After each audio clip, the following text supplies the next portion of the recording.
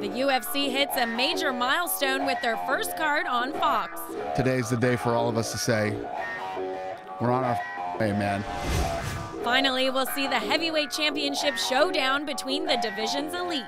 I have to train a lot of jiu-jitsu and wrestling, and of course, don't forget about my boxing. And the best boxer in the world is back in the ring to put a definitive end to the Pacquiao-Marquez saga. I feel so happy, and it's a big honor to me. This is Fight News Now. It couldn't have worked out any better than this.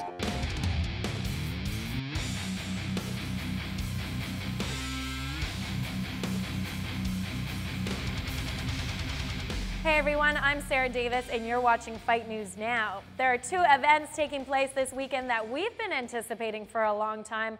One, the UFC makes their network debut on Fox with Cain Velasquez defending his heavyweight belt against Junior Dos Santos. And if that's not enough already, arguably the best boxer in the world will go to battle in his third match with Juan Manuel Marquez.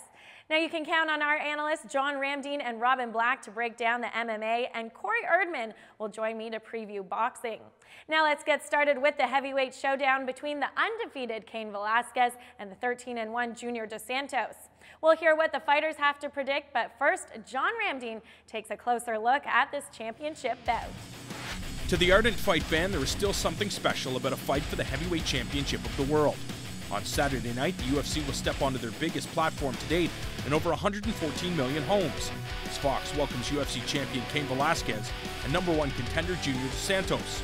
To finally be watching Fox NFL or the World Series or whatever it might be, and to see, you know, spots and commercials about our fight, it's the proudest moment I've ever had in being in this business. The American Kickboxing Academy phenom Velasquez steps back into the octagon after a year away, following a shoulder injury sustained in his bout to win the UFC title against Brock Lesnar. The cardio machine Velasquez fears no ill side effects from the labrum injury, as he prepares to trade gloves with the impressive boxing technique of the Brazilian Dos Santos. The first couple of months, I mean, it was tough because that's when I really couldn't do anything. Once I got the green light, I started weight training light to get the strength back into it slowly, and then, you know, just kind of built up on it. From there, I mean, I'm happy that I listened to the doctor. I'm happy that I went through it and didn't rush it, you know, because now it shows 100%. Cigano punched his ticket to this title opportunity this past June at UFC 131, besting Shane Carwin over the course of 3 rounds. Dos Santos is not expecting a 25-minute marathon. Yeah, as I said, I've been training a lot for a 5-round fight. I've been doing 2 sparring sessions a week for 6 rounds each. I would be ready for 5 rounds if it went to 5 rounds, but personally, I don't think this is a fight that's going to go 5 rounds. On the surface, many can simplify this fight as the wrestler Velasquez versus the striker in Dos Santos. However, this bout will truly emphasize the first M of mixed martial arts, with both diversifying their styles in pressure situations. Velasquez has shown a tremendous stand-up game that can be verified by the chin of Lesnar, while Division II wrestler Shane Carwin was the subject of the ever-evolving takedown defense displayed by Dos Santos and caught many off guard this past June. Yeah, you know, Gio was good in that fight. He's just like his other fights. I mean, he's impressive. You know, he even took Shane Carwin down a couple times. So there's not any area that he locks in, and he's going to be tough in all areas. So that's where he's trending for, and that's what we expect from him. For many first-time spectators, these two men will define what the sport is, to put context to the term mixed martial arts. There is no hatred, there is not a war of words or antics to heighten the anticipation. On Saturday night, the UFC is relying on one question to capture a new audience. Who is the best? I think 50-50, you know, like a Velasquez have a good takedowns. He have that, use that game with Santos and gonna doing good, but Santos have hands. No, but Velasquez have hands. I don't know, no, that's a 50-50 sure. It's a big fight for Cain Velasquez. You know, he's been out for almost a year and a half, so man, it's a huge fight for defending his title right away against Junior Dos Santos, a big guy with heavy hands. And, you know, I love Cain Velasquez, but I think Dos Santos is going to win this fight. I think that Cain's going to take him down. I just don't think that he's got the same level of ground fighting or wrestling as Cain, so Cain's going to take that one. Actually, you know, Junior has some good wrestling too. You know, it's going to sound corny, but it's just going to be who has the better night with those two. They're both so skilled. So it's going to be who's better prepared, who has a better game plan, and who has a better night. it's hard to break those two styles down. It's both of them are so phenomenal that, yeah, good luck with that. If I don't know how these dudes prepared, how am I going to say who's going to win the fight? But, you know, I would say, when I do pick fights, I usually pick on the fighters that I like, you know, so. And Junior Dos Santos, I like him. With Velasquez out of the octagon for more than a year, I'm excited to see what he's going to bring to this fight and prove that he still deserves to be the heavyweight champion. And since he's taken out all but one of his opponents, I think he's hungry enough to do the same to Dos Santos. But let's hear what John Ramdeen and Robin Black have to say about this matchup. Thanks, Sarah. It is a battle between the consensus #1 and #2 heavyweights in the division, Cain Velasquez and Junior Dos Santos. These two fighters very evenly matched, both in their primes, both fighting for their family. Who do you give the edge to? I think you give it to Cain Velasquez, but why? You know, I would give it to Cain Velasquez. When you take a look at this guy, he's just a crisper striker. He's got the better technique on the feet. He's got an advantage on the mat as a wrestler, as a high-level wrestler. I would give it to Cain Velasquez. But this guy is coming back from very serious shoulder surgery, and that's going to play a role. As well, this is about as high-pressure a situation as you can get for two fighters. Yes, they're both at their prime, but are they mentally at their prime? Are they emotionally at their prime? Are they ready for this pressure? Tough call, man. Now, Robin, you say that Cain Velasquez has the superior stand-up technique. Well, I think Junior Dos Santos might disagree. He's faced the likes of Crow Cop and Gilbert Ivel, both guys with K1 level experience. So I think if Junior Dos Santos can keep this fight standing, I think that's where he's going to be most comfortable. He has ridiculous power, and we saw in Cain Velasquez's fight with Czech Congo. Congo did land on his chin and buckled him. So I think if Junior Dos Santos pushes that game, I think Cain Velasquez will be the guy that falls down to the mat. I think this fight comes down to wrestling, but for Junior Dos Santos, it came down to wrestling with Shane Carwin as well, and Carwin could not put this fight down to the ground. You know, Dos Santos can argue it all he likes, but the technique doesn't lie. It speaks for itself. And you look at how these two men move, how they throw their punches, how they move their body, how they put their hips into power. And Cain Velasquez does have the advantage, but it's those intangibles. It's those aspects of Dos Santos that make him that type of animalistic, driven fighter. You're right. This is a very close fight to call. What it very well might come down to is which one of these guys can handle that worldwide pressure of being on the first UFC on Fox. And that is really tough to predict. I think also you have to look at the fact that Cain Velasquez coming from that world-class camp, they're going to have a world-class game plan going into this fight. Junior Dos Santos never been 5 rounds before. Cain Velasquez known for his conditioning. Does he get this fight into the championship rounds, #4 and #5, and try to tire at the Brazilian? You know, good question, because this could also go about 30 seconds. Both of these guys have so much power in their hands. I mean, there's a million ways this fight can unfold. A really quick knockout, a war of attrition, two men taken at the distance. It could be anything, and that's why everybody needs to see this fight. That's why this is the fight on Fox, and that's why this is one of the most exciting heavyweight title fights of all time. Robin, what I love about this fight, both fighters in their prime, both guys have skill sets in every single area of mixed martial arts. It's going to come down to who makes the mistake and who can capitalize. It is A+ matchmaking from the Ultimate Fighting Championship. Kudos to Joe Silva once again. And this fight is going to be explosive no matter how you slice it. The winner of this matchup is the #1 heavyweight in the world. Nobody is going to argue that. Before Velasquez and JDS throw down, we'll see two firecrackers, Clay Guida and Ben Henderson, the guys with the crazy hair. They'll be bringing the kind of intensity that we always love to see in the octagon. Since 2 straight losses in 2009, Guida has put together 4 wins, and 2 of them earned him submission of the night.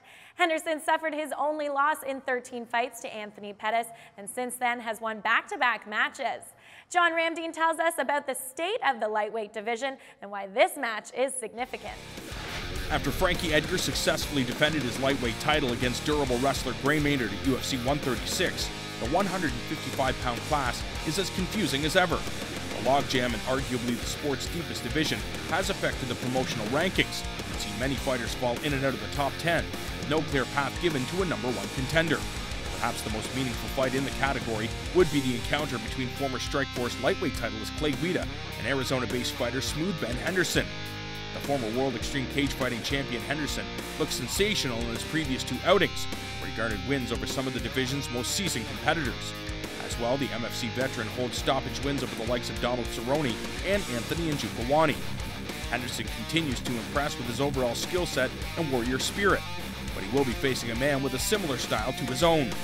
After losing back-to-back fights against Kenny Florian and Diego Sanchez, Guida has breathed new life into his mixed martial arts career.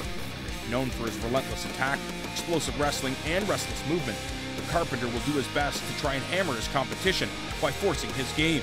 The 29-year-old is in top form and will be a stern test for anyone in the division. If Henderson can't keep the Midwest spark plug from firing, it could be a long 3 rounds for the BJJ brown belt.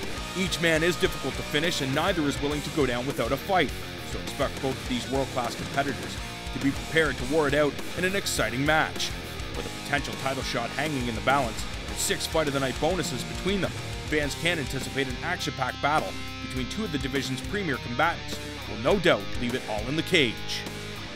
I fought both guys. You know, Ben's stronger and he can keep a better pace.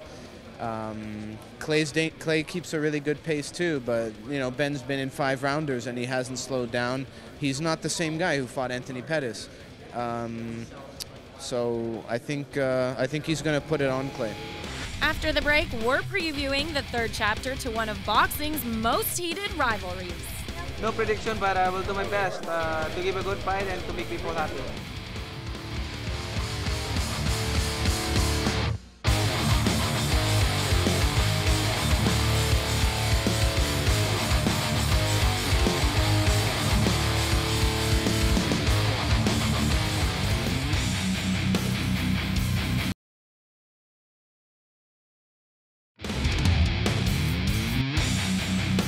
This weekend also marks the 3rd chapter in an ongoing battle between Manny Pacquiao and Juan Manuel Marquez. The Pac-Man, who has 38 knockouts under his belt, has been on a tear since their first meeting and is on a 14-fight winning streak. Marquez has 39 knockouts to his name, and after dropping a unanimous decision to Floyd Mayweather in 2009, has put together 3 straight wins. Now, John Pollock takes us on the Pacquiao-Marquez journey, which began more than 7 years ago. The 3rd installment of one of the most exciting trilogies in boxing history takes place on Saturday night when East meets West as pound-for-pound king Manny Pacquiao gets ready to defend his WBO welterweight title against his arch-rival Juan Manuel Marquez. The first encounter between these 2 top-level pugilists took place on May the 8th, 2004.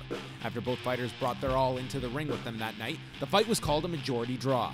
Pacquiao knocked Marquez down 3 times in the first round, but it seemed to many sitting ringside and watching around the world that Marquez won the remaining rounds, doing enough to secure a victory.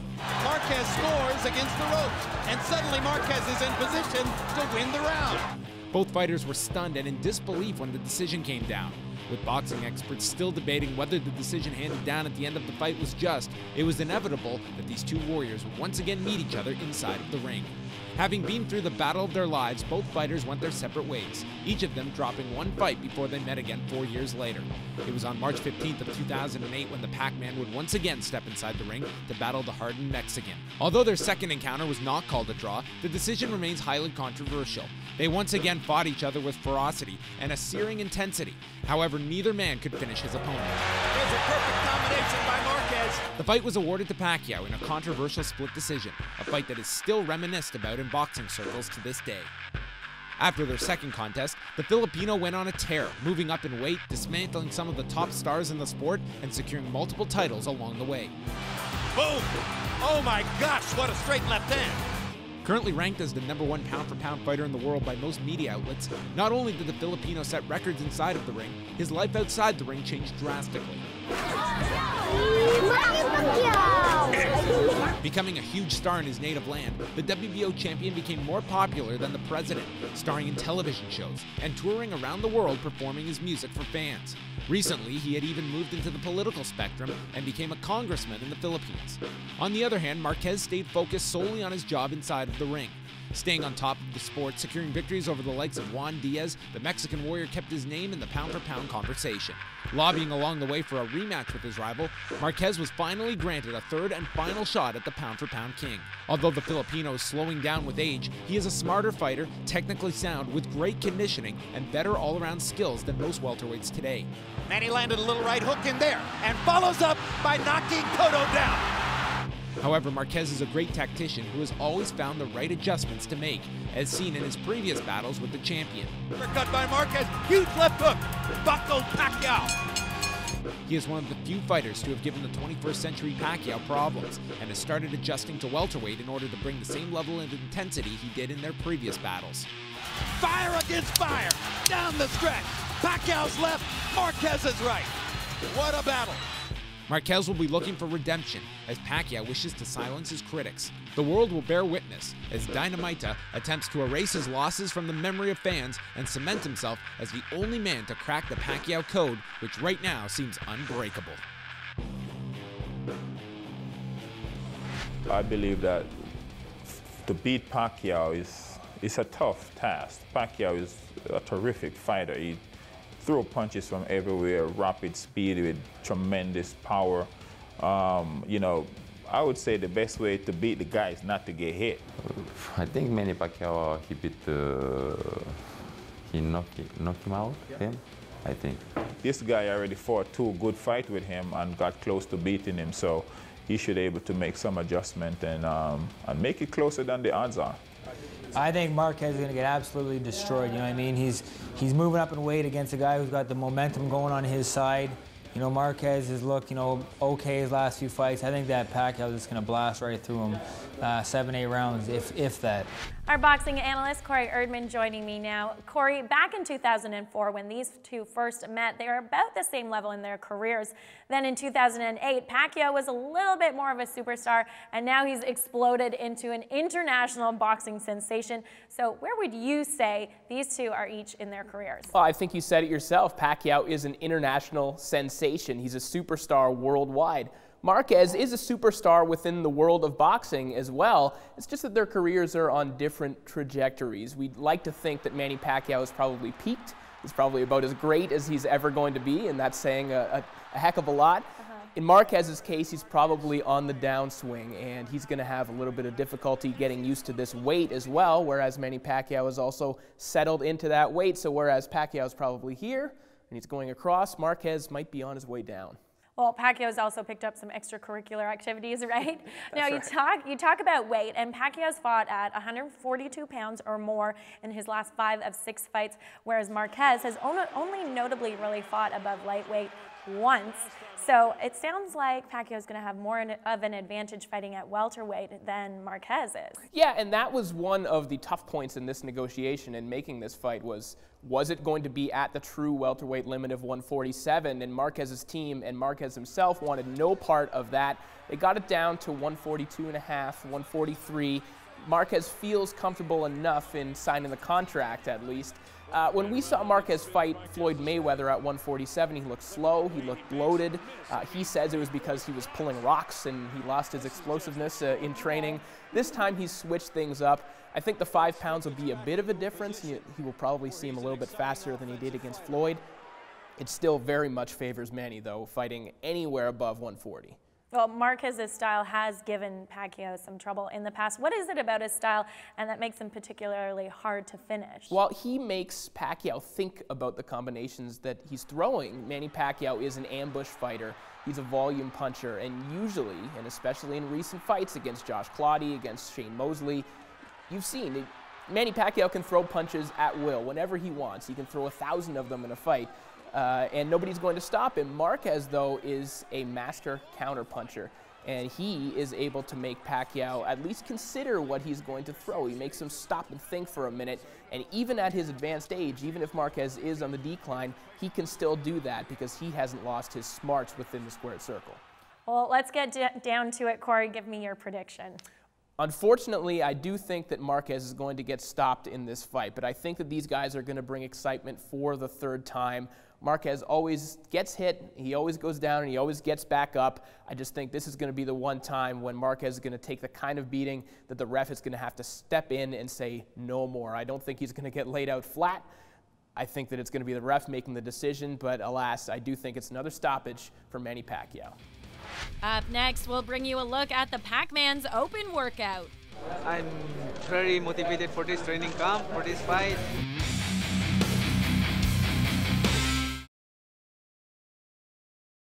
This segment on Fight Network is brought to you by Iron Core Performance Training.